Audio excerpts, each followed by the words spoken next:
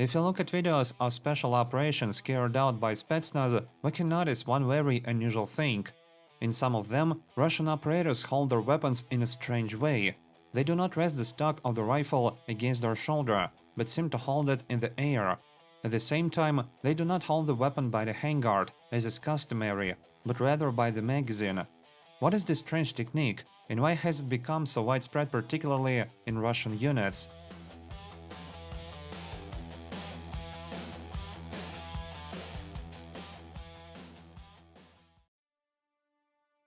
But before we go on, I'd like to introduce you something interesting, something that really captured my attention. Recently, I came across a book created by an international creative team called Hungry Minds. It's called the book The Ultimate Guide to Rebuilding a Civilization, and it impressed me not as yet another historical project, but rather as a silent reminder of the incredible amount of knowledge our world relies on. The book is beautifully crafted, more than 400 pages of illustrations where engineering precision is combined with the style of medieval miniatures. Leafing through it, you begin to notice how many layers of thought lie behind the most ordinary things we use every day. What I like most was its spirit. The book doesn't lecture, it gently invites you to pause and think a little deeper. There's even a small hidden quest inside for attentive readers. It is not surprising that the project raised over $2.3 million on Kickstarter and became a bestseller. If this resonates with you too, follow the link in the description and buy the book.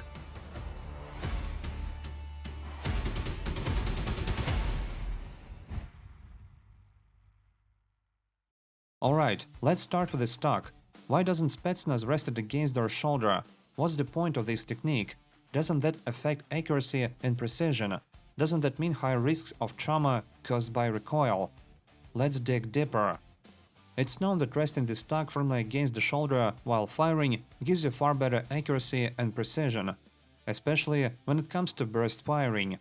But there's one important thing. This footage shows not just some special forces, but operatives conducting an operation in the city. During assault operations, such units often use suppressive fire, with fighters firing densely and indiscriminately in the direction of the criminals.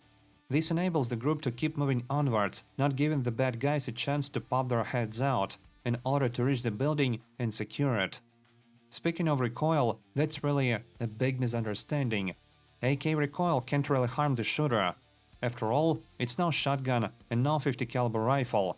You can fire weapons with even larger calibers without resting the stock on your shoulder, such as the SVD rifle and the PKM machine gun, although that would require sufficient training.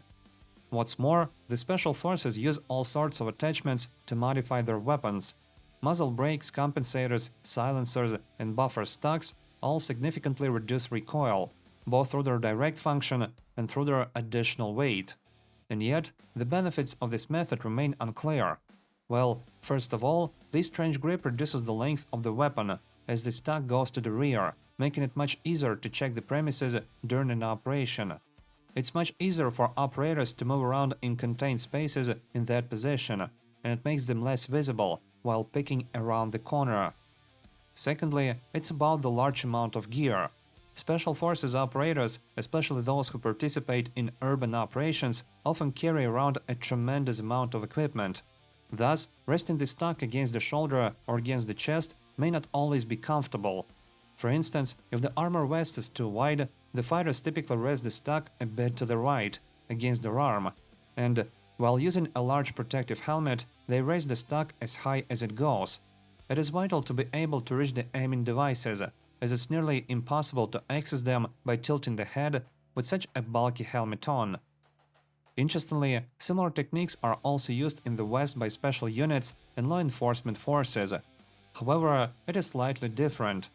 In addition to the standard sight position, operators are trained to hold the rifle in the upper and lower positions as well.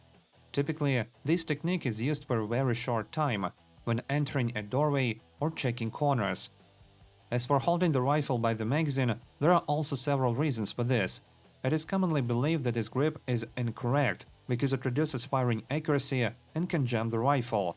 This is often mentioned in the armies of post-Soviet countries, where instructors simply refer to army regulations. In reality, there is nothing of the sort.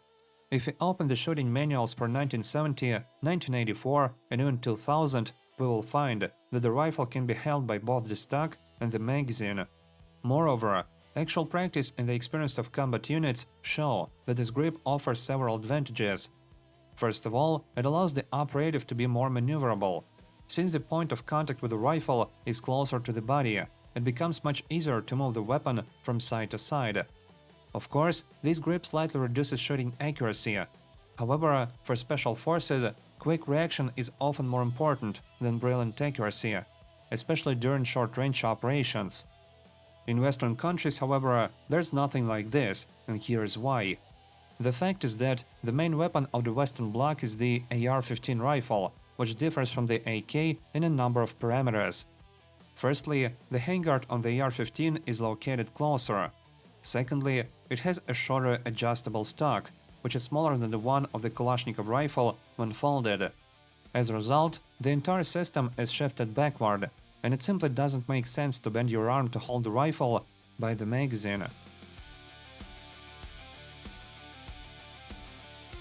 That's all for today. Thank you all for watching.